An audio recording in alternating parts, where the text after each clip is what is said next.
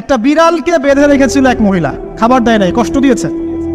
একটা বিড়ালকে খাবার না দিয়ে কষ্ট দেওয়ার কারণে এই মহিলাকে আল্লাহ পাক জাহান্নামে পাঠিয়েছে। এরকম কত ঘটনা আছে, এই ঘটনাগুলো হাদিসের পাতায় বর্ণিত আছে। কোরআনে কি বলছে দেখুন।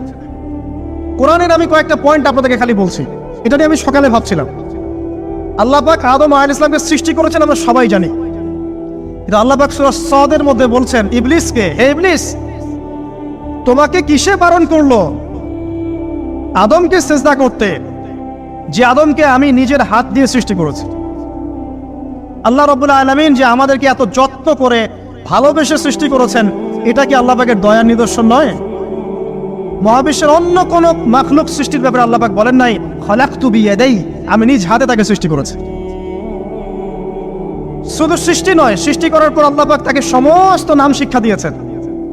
এই যে জ্ঞান শিক্ষা দেওয়া, জ্ঞান, এটা আল্লাহ পাকের সবচেয়ে বড় নিদর্শনগুলোর মধ্যে অন্যতম।